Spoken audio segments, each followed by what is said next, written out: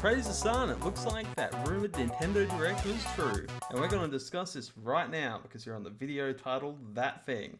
And I'm Mitch and joining me is Russell. And to get straight into it, I'm going to talk about what I'm most excited for, which you may have guessed was Dark Souls Remastered.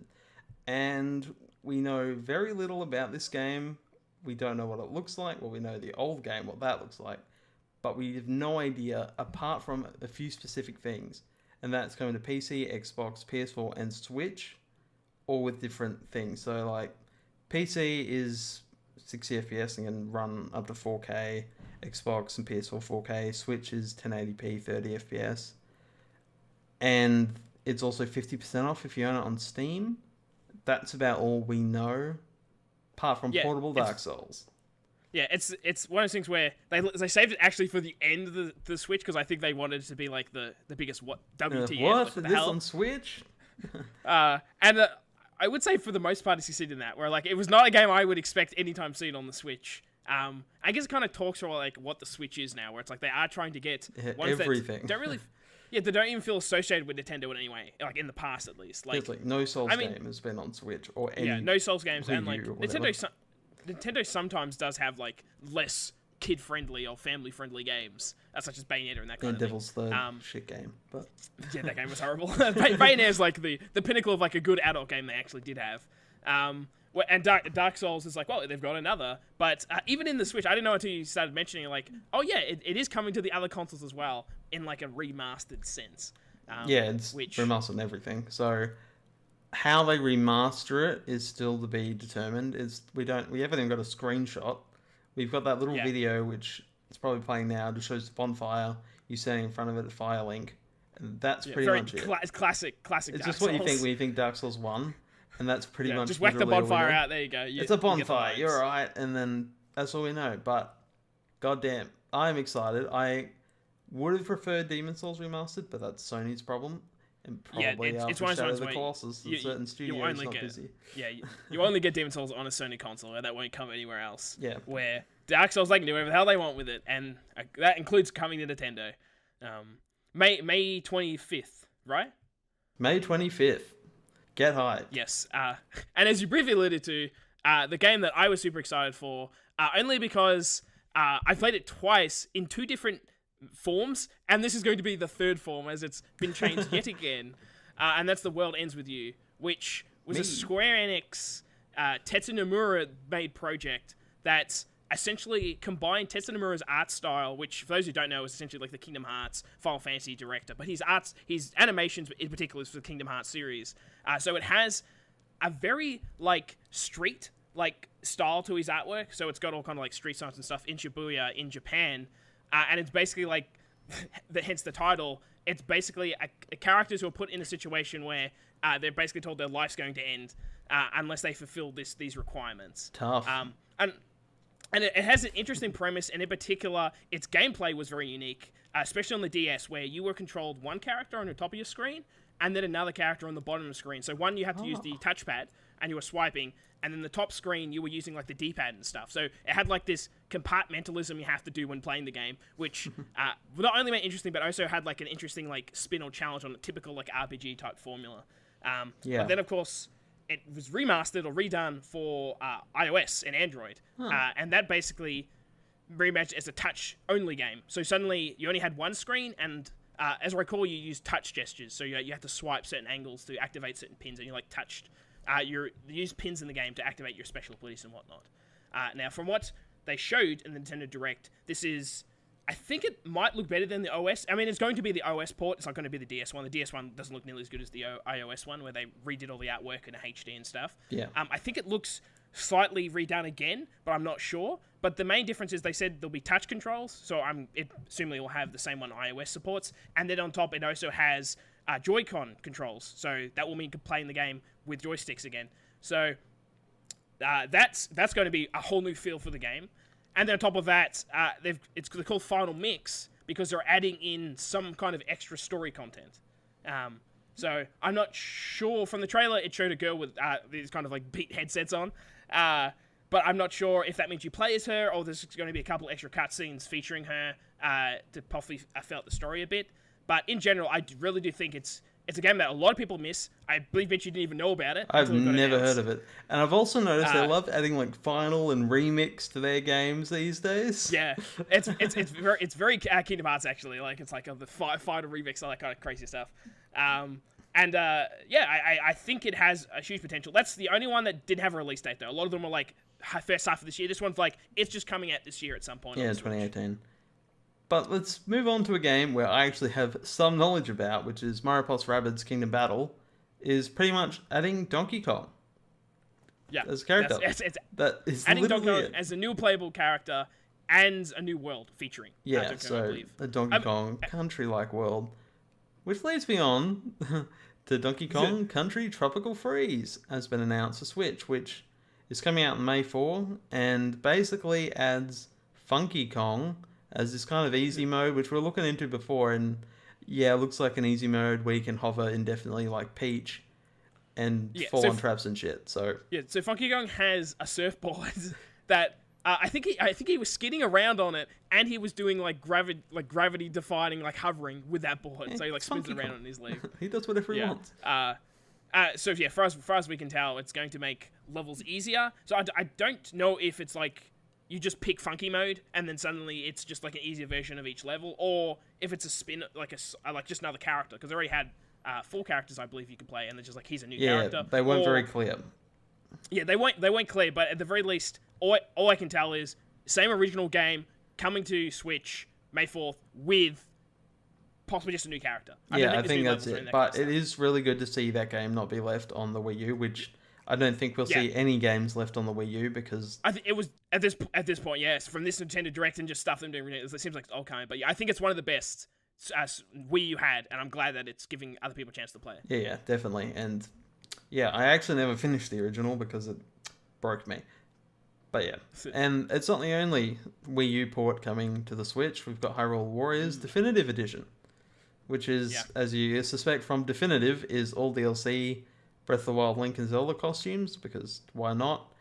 And adding local co-op, because that was linked to, to the gamepad, where one player had to use the gamepad, one was on the screen, which is a bit of a shit idea, but it's another one of those Wii U games that is good to see moving up. There's a few others that aren't quite that we know about yet, but they will be. I never picked it up just because I don't like Dynasty Warrior games. Yeah, neither do I. But I always like seeing the flashiness, and especially when they had some of the DLC characters and they put in like the Majora's Mask, like Skull Kid, and he was like summoning Majora's Moon and shit. Like I like the visuals they had for the characters. So I'm considering getting this one, not because I really want to play the game, just so like I'm like, oh, it's got all of it. I guess I have to buy in the DLC piecemeal, and I'll get to like just use those characters. Like they're all very flashy looking, and they so maybe I'll give it a chance. Looks pretty cool. Yeah, I think spring 2018. I did buy it for the Wii U, didn't really play it, but maybe this time. But in terms of things that aren't a port, we've got Super Mario Odyssey is actually having a little update with a balloon mode where it looks like it's a mix of online where you get a balloon, you hide it, you have to find other people's balloons. I don't know if it's a great idea, but it is evidence of that they are supporting it. It's you wonder where they go with this. Yeah, it's one of those ones where they're just trying to look like they already have the leaderboards in the game for like the little mini game things you can do. And I think it's just continuing that where it's like we don't have an online mode for this game, so try and keep people like the community connected. We've come up with this balloon. It's a weird idea. So it's like they're hiding a balloon. You hide a balloon, and then you got to find someone else's balloon or something. Yeah, that's what it looks like. It's basically like hide and seek type gameplay. But it's going to be pretty leaderboard based, so like how quick you are or how efficiently you hide a balloon or something. Yeah, but it's free DLC, so I can't really complain in that respect. It's coming out very soon, and 3 costumes too. You got a knight, some other things that we'll see from watching this video. Hopefully it alludes to potentially something better for Super Mario Odyssey, like a new world or something. Yeah, like a season pass announced at E3 or or sequel. I could see E3 them announcing a new world, new creatures, that kind of thing. Wild Elfino. Maybe. I believe. I think there was a sunshine like type costume they added. Yeah, it's like sunglasses and a shirt, and I need that. Yeah. But yeah, moving on to another Switch game, which was a Wii U game, is Pokken Tournament. It's getting Aegis Slash, which is the sword thing. And most importantly, it's getting Blastoise on March 23. Yes. The only important announcement there is Blastoise and some And outfits. I actually know that Pokemon. I'm like, Yeah, oh, I he know actually that one. knows that one. Because he's badass. Yeah. Everyone knows Blastoise. Yeah, you gotta know all the classic 3 big ones, and Blastoise is one of them. I think that's really all we have to say about Pokken Tournament. And talking about Yes, a game big we things. don't really care about is Kirby Star Allies, which is coming out March 16. Looks like Kirby. Yay. At least, I'd say for that, at least it's not a port. Like, the problem with all these so far Yeah, have true, been like they are Rainbow ports. Ride. Yeah, where this is new, but then the problem with Kirby is, to me at least, it always looks like Kirby. Like, it looks exactly the same as every Kirby game I've seen recently. Yep. If it ain't broke, don't fix it. So it doesn't feel that new, but it is technically a new Kirby game. So Yeah. that's coming out March 16th. So Yeah, 4-player co-op. something. You know, might be fun with friends. Speaking Maybe. of another game that's probably fun with friends is Mario Tennis Aces, which is coming out in spring 2018, which has a story mode, which Mario Tennis hasn't had since a DS game. Yeah, I think I Or a recall the last GBA Mario game. Tennis game didn't go down very well. I think it's because it didn't have story mode and there wasn't much reason to play it. I think it was just a couple of characters and whatnot. So Yeah, was that for the Wii? this- Yeah, that was for the Wii U. Yeah. Yeah, I feel it was. Yeah, and it was just a dumbed down version of Mario Tennis. Where this, from the trailer, at least seems like this is what the Wii U Mario Tennis should have been. Yeah. And I mean, I'm not a big fan of, even though it's Mario's like applied over the top. I'm not a big fan of like sport games in general. So I'm like, I don't know how into I'll be Mario Tennis, but from the trailers, it looked at least it has that Nintendo polish on it, where it's like, oh, this looks like Yeah, visually like, good. yeah. I really loved Top Spin for the Xbox back in the day, and I haven't played a tennis game that I enjoyed quite like that one. And maybe the Mario kind of spin to it really does that. And I actually really like Mario Golf, so I could go with a new Mario Golf. That's Yeah, for sure. and I mean, and once again, it's like it's one of the only ones in the direct that was like, this is a brand new game for the Switch. It's not a port, it's new, and it's coming out before E3, so spring 2018. I haven't got an official date. So autumn for Yeah. Australia in the southern hemisphere. Yeah, And so that's something to look that's forward something. to before Yeah, we get but to it's E3. it's no Breath of the Wild.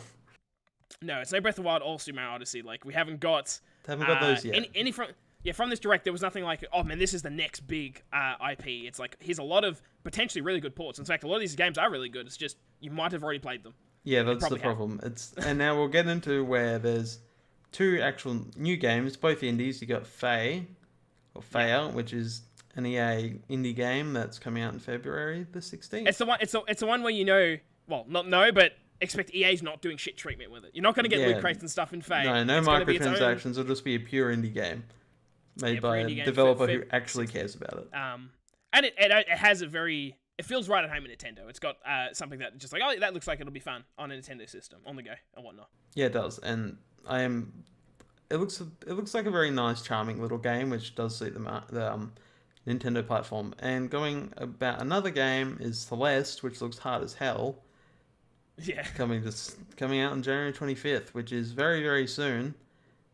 Yeah, very, very soon on everything. I don't believe it's not just Switch. Yeah, I don't think Faye isn't either. No, they're both coming to PC and PS4, Xbox. But Celeste, I hadn't heard of before, and I really liked the look of it. Later, realized it was the Towerfall developer. I'm like, yes, It that's makes a the lot art of style. sense. It was so familiar. And looking at the gameplay, I was like, okay, this is clearly the physics mechanics from Towerfall, like climbing on walls, jumping off walls, all that kind of ricochet stuff, with the mentality of a Super Meat Boy game, where it's like, you're going to die a lot of times getting through these very hazardous situations, and it's kind of like using that mechanics to get through them.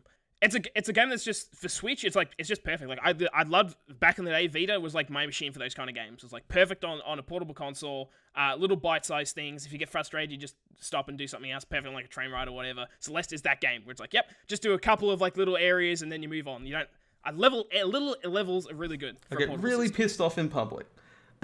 Yeah. Now we move on to like this final little part of this video where talking about something I'm a bit pissed off about, not really, is the few things that weren't there. And a game I really wanted was Super Smash Bros., which is inevitable. I just want it now. Yeah, it's one thing, like, they established this as a mini direct, however, it really just rang true as, I don't think there's going to be a bigger direct before E3. It's like, this is just covering them, so you know what's coming out until E3, and then E3 is going to be the big stuff. Like, at the moment, E3 sounds like it's going to be really exciting. Xbox should have, hopefully, potentially some big things coming. Sony, from what I'm gathering from the PSX, it seems like they've been saving games for that so they can have a big E3 that isn't just like games we've already heard about. Yeah. And then Nintendo, I think, is doing the same thing, where they're saving up some of the big announcements for that big E3 where they can just drop the ball. And I think Smash will be one of those. Yeah, mainly because all these games lead up till May, till the end of May. And then you got nothing. It's like very convenient, the release date. Very convenient, almost like E3 soon. Yeah, World Ends With You was the only one that was like unspecified, but even that could be the first half of the year. I don't know. They might just not know yet. Yeah, and of course we didn't see Fire Emblem, which last time actually got its own direct. So that I don't know if we'll see that happen this year, but there's always a chance because it probably might be E3. There's also Pokemon, which is not happening this year. Yeah, and Nintendo's going to most likely do a couple small directs focused on other things at some point. And who knows? Maybe one of those will be Smash. It'll be a Smash dedicated direct. Which I'd say is pretty much worthy of one because it depends on how much they've to announce and whether it's deluxe, which it probably will be. And then we've got one more, which is Yoshi, which is the cardboard crap one. And doesn't have a real name. Yeah, I mean, we have... Also, Bayonetta was recently announced, but I don't think that's even close. So Bayonetta 3 is probably way off. It's like a Metroid Prime 4. And Metroid Prime's the other one, yeah. Where it's like, I have no idea how close it is, probably ages away. But they've put it out there in the nebulous. But I suspect they've got some secrets to announce. Yeah, they got a few more logos to show off at the end. They need another. They need another Odyssey, is what I think. They need a game to announce and come out this year that's big and go, oh shit, I want that game. Whoa, that looks fantastic. Yeah. But yeah, as for this Nintendo Direct, that is basically all the announcement. Lots of ports, a few new games, and a few release dates. It's about all we're getting here. Yeah. If you didn't own a Wii U, you'd be pretty happy, I think, with this Direct. It's like, oh man, I can suddenly get all these good games I heard about. Yeah, because no one bought a Wii U. Switch is going to outsell it in a year. So that's basically it for this video. If you liked it, do the usual YouTube stuff of liking and subscribing. Liking does absolutely nothing for us, but do what you want. If you didn't like our little talk, dislike it. But yeah, thank you for joining me, Russell, and thank you everyone else for watching. Goodbye. Praise the sun.